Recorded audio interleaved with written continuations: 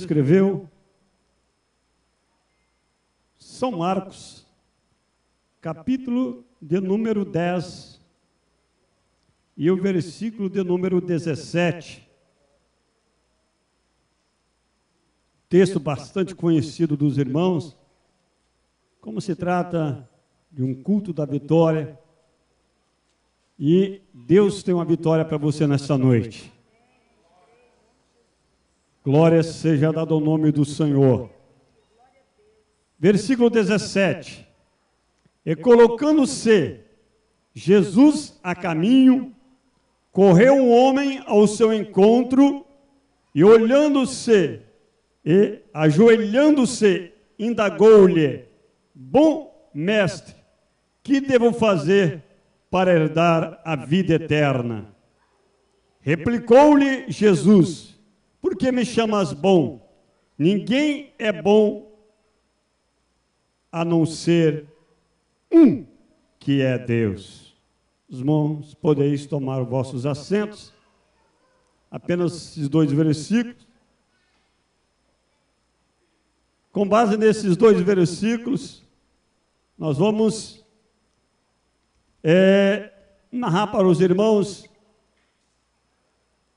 os 5 passos para herdar a vida eterna e também 4 erros cometidos por esse jovem.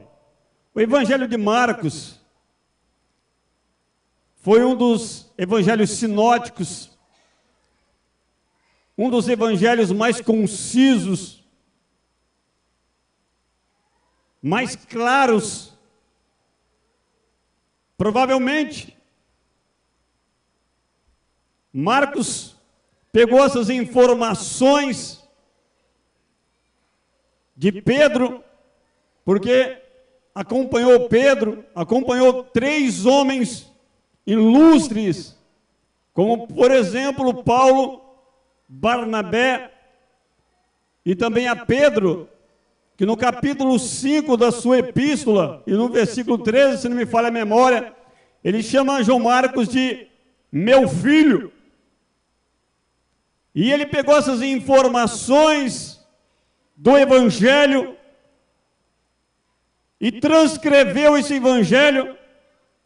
E uma coisa que me chamou a atenção nesses versículos que nós acabamos de ler, um também escritor muito falou a respeito dele, Papias, no ano de 1140, depois de Cristo. Ele falou que João Marcos, pegou essas informações de Pedro e transcreveu esse evangelho maravilhoso, o evangelho do servo sofredor.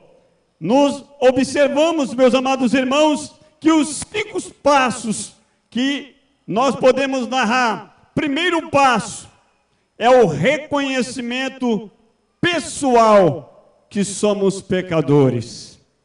Nos diz as Escrituras que após Jesus passar um período ali na Pérea, no capítulo 10, se você for fazer uma análise desde o contexto do versículo 1 do capítulo 10, Jesus estava às margens do Jordão, passando informações precisas para aquelas pessoas que estavam ouvindo ele, questionando com respeito ao adultério, com respeito ao divórcio. Depois Jesus também abençoa as crianças, e depois Jesus levanta a caminho para Jerusalém. Eram as últimas semanas de Jesus, e quando ele levanta para ir para Jerusalém, nos diz o trecho sagrado, na sua Bíblia, nos fala que um jovem, Jesus colocando a caminho, um jovem correu ao encontro do Senhor. E nos diz o trecho que ele se prostrou e ajoelhou diante do Senhor e fez uma pergunta de tamanha importância para o ser humano: o que devo fazer para herdar a vida eterna? Esse questionamento permeia a mente do ser humano durante séculos e séculos e séculos. Os grandes filósofos, eles afirmam: quem sou? De onde vim? Para onde vou? Mas aquele jovem, ele tinha em mente algo importante. Ele reconhecia que Jesus tinha resposta para ele. Ele sabia que o único que poderia dar resposta mais precisa era Jesus. E ele então, ele vai ao encontro do Senhor.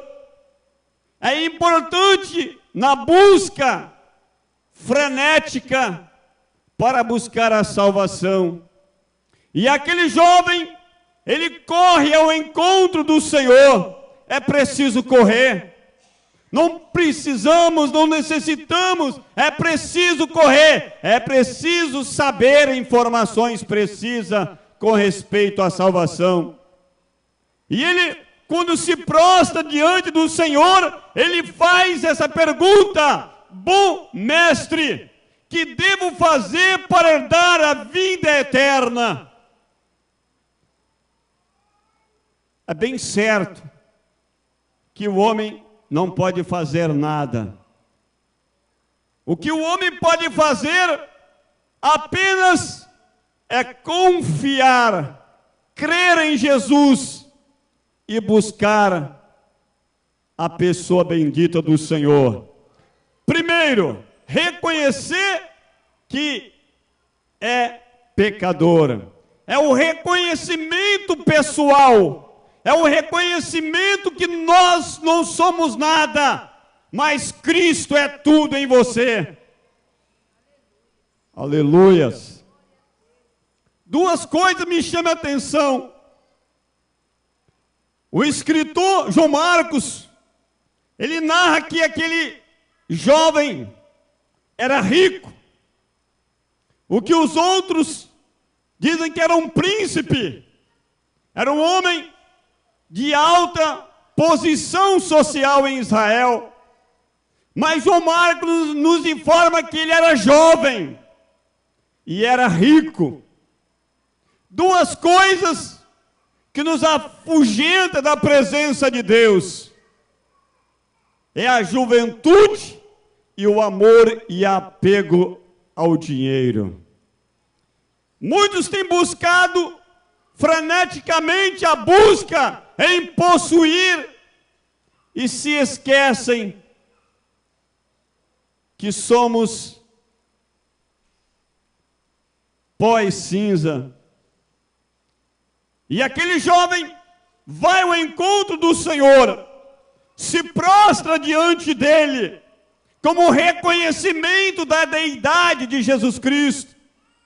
Tinha muitos rabi, tinha muito mestre em Israel, mas Jesus era diferente. E ele agora, quando ele se prostra diante do Senhor, ele chama o Senhor de bom mestre. O que devo fazer para herdar a vida eterna? Segundo passo que nós devemos fazer é o arrependimento dos nossos pecados. Sem o arrependimento dos pecados, jamais conseguiremos obter a salvação da nossa alma.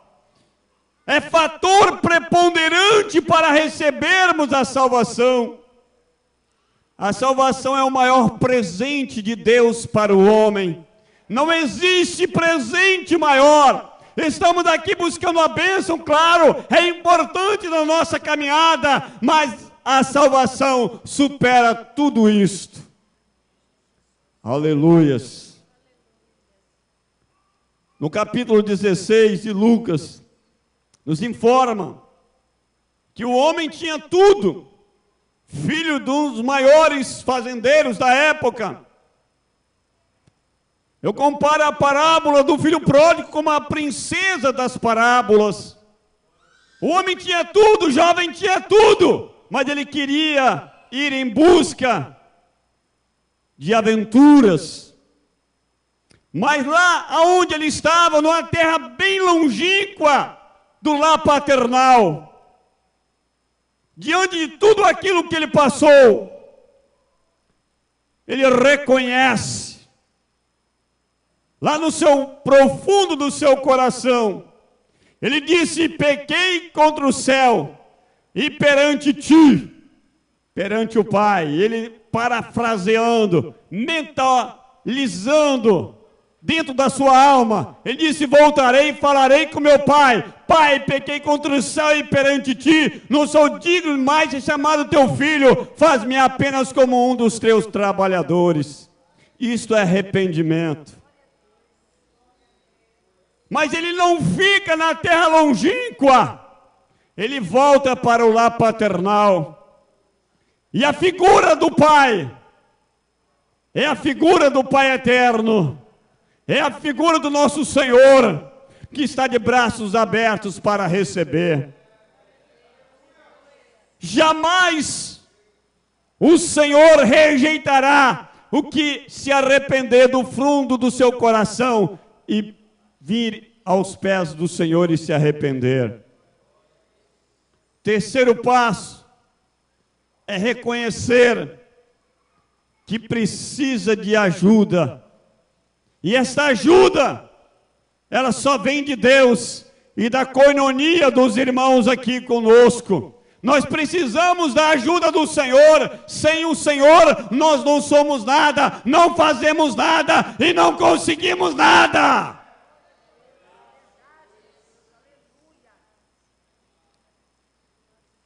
É bem certo.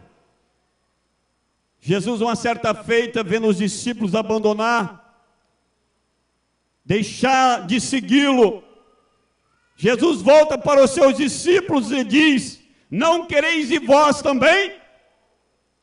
Pedro, tomando a palavra, diz: para onde iremos nós? Somente tu tens palavras de vida eterna. Sem Deus não somos nada, sem Jesus não somos nada. É preciso reconhecer que nós, sem Deus, não somos nada. As obras que nós fazemos faz parte da nossa caminhada. Você é salvo para fazer obra e não faz obra para ser salvo. A salvação foi efetuada na cruz do Calvário, uma vez por toda, através do sacrifício vicário de Cristo na cruz do Calvário. Quarto passo, reconhecer que sem Jesus nós não somos nada. Jesus então, no versículo 18, Jesus diz: por que me chamas bom? Só há um que é Deus. Se nós atentarmos para essa importante afirmação, por que me chamas bom? Só há um que é Deus. Se hoje estamos aqui, é porque o Senhor é bom e é eterna a sua misericórdia. Bem certo nos diz o salmista: deitei, dormi e acordei, porque o Senhor me sustentou. Aleluia.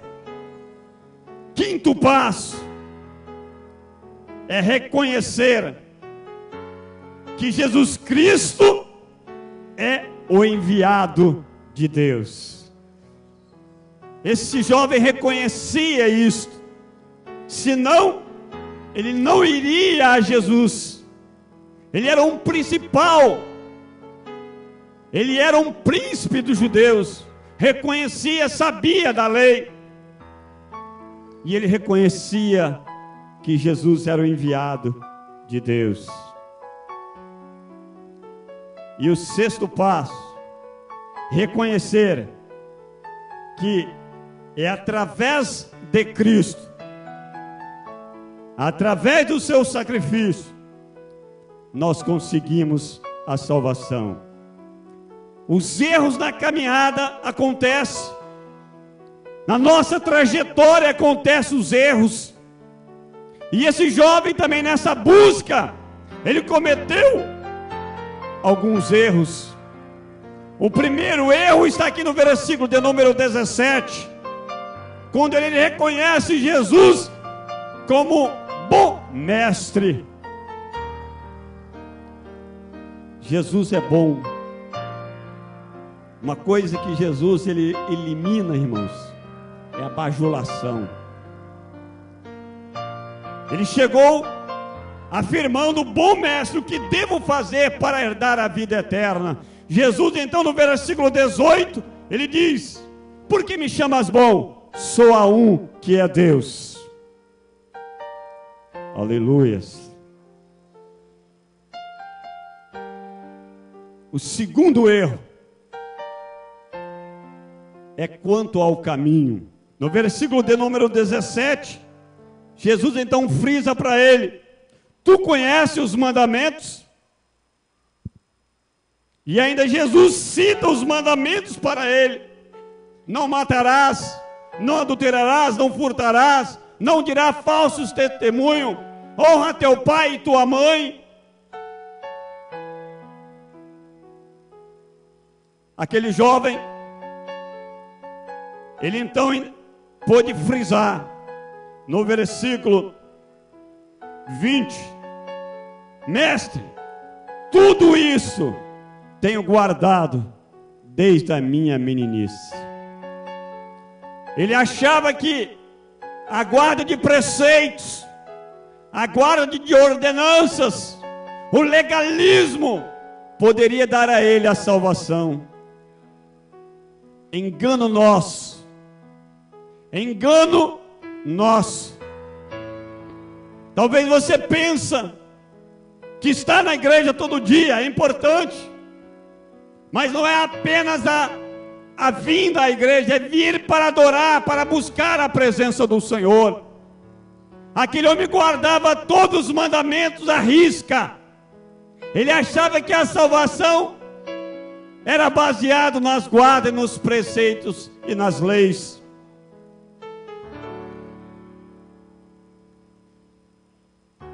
No versículo de número 20, ele diz: mestre, tudo isso tenho obedecido.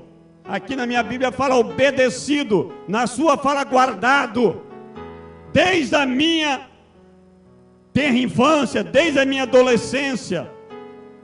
No versículo 21, diz a Bíblia, diz na sua Bíblia, que Jesus olhou para ele e o amou. Jesus olhou lá no profundo da alma dele, lá no mais íntimo, no âmago da alma, e o amou.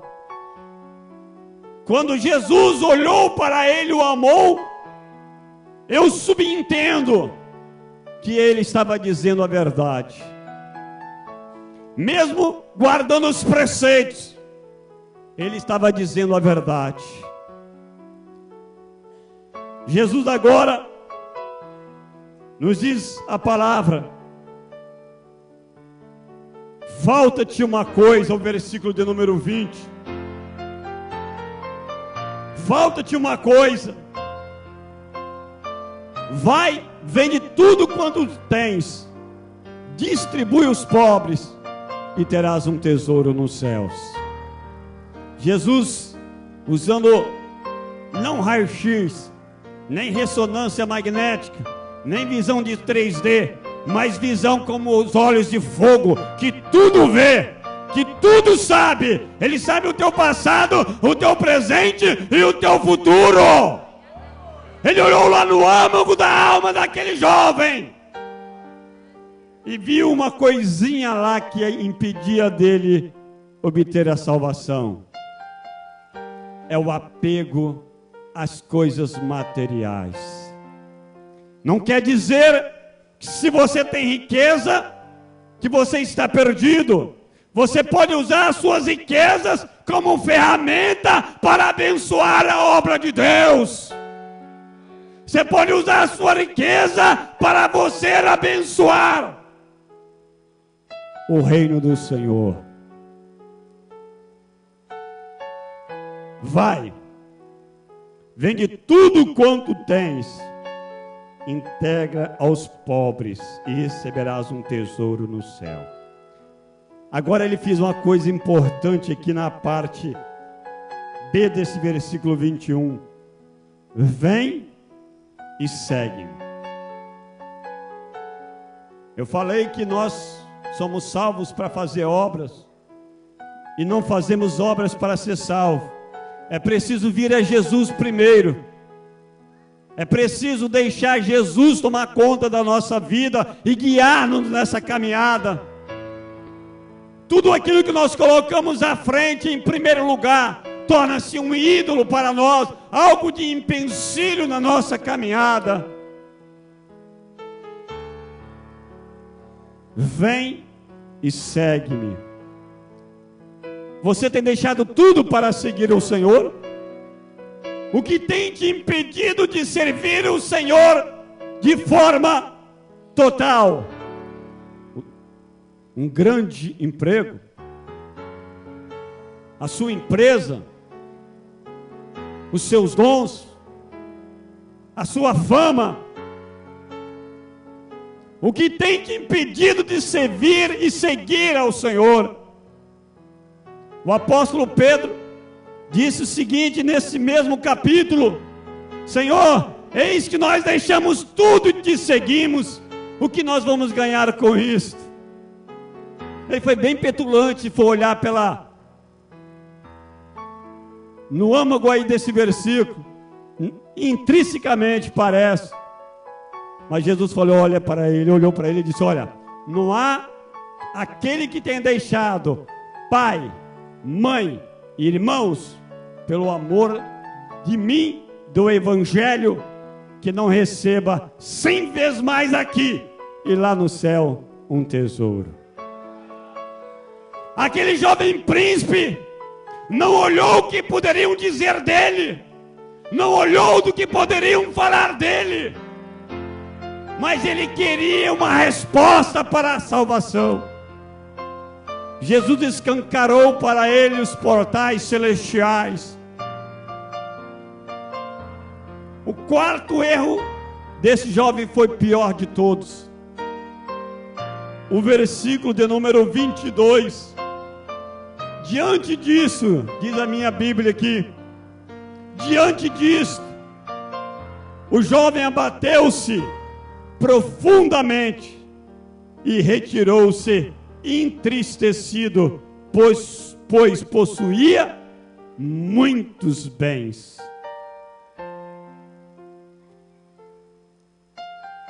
Algo que nos chama a atenção, é um dos piores erros que o homem possa fazer, é virar as costas para o Senhor, diante de um chamamento, diante da outorga da salvação para a sua vida.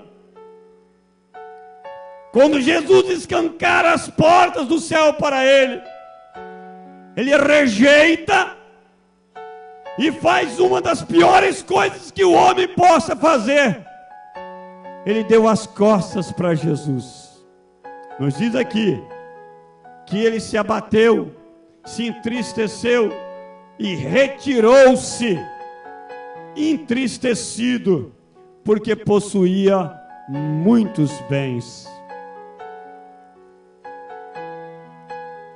Dar as costas para o Senhor equivale a priorizar as coisas corruptíveis, banais, temporárias, transitórias, passageiras, efêmeras desses presentes séculos. Em contrapartida, o Senhor nos oferece bênçãos aqui na terra e a glória eterna. Glória a Deus. Agora, irmãos, é preciso nós fazermos uma análise. Como estamos servindo ao Senhor? Os dias são maus. O tempo presente está sob o domínio do inimigo. Mas o Senhor está conosco em nossa caminhada, em nossa trajetória. Ele prometeu estar conosco. Eu não vos deixarei só, eu não vos deixarei órfãos. Enviarei o Consolador, é o Paracleto de Deus. Enviarei o Consolador para que esteja com vocês. Ele está junto conosco. Aleluias. A nossa alegria, ela compreende-se que nós servimos não com o intuito de recebermos algo, é com o intuito que fomos chamados para servir e para herdar a vida eterna.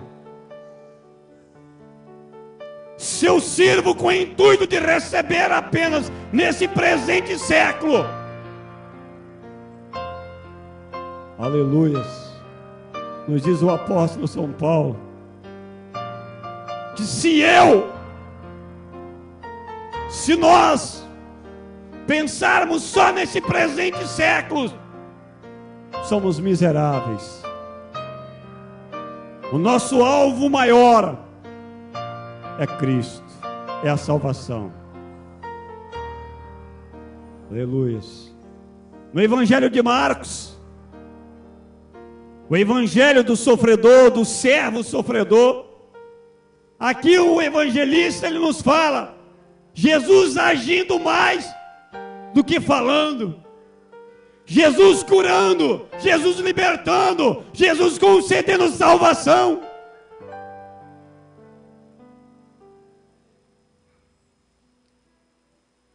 João Marcos foi aquele que na primeira viagem missionária de Paulo, ele acompanhou Paulo nessa viagem missionária, que depois Paulo disse, trazei-me João Marcos, porque é muito útil para a obra. Aleluia, Jesus. Que possamos seguir ao Senhor e sermos úteis na sua obra. Deus tem uma bênção para você nessa noite. Se nós formos analisar o Evangelho de Marcos, nós vamos ver Jesus operando sinais e maravilhas constantemente, o Senhor agindo, o Senhor curando e libertando. Vamos dar um exemplo no capítulo 5. Ele vai numa região gentílica, liberta apenas um homem de uma legião. Logo depois, descendo do barco, um principal da sinagoga por nome Jairo se prostra diante dele. E ele então ressuscita sua filha. Coisas simultaneamente acontecendo. Jesus não parava.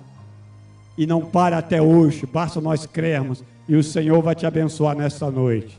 Que Deus nos abençoe em nome do Senhor Jesus Cristo.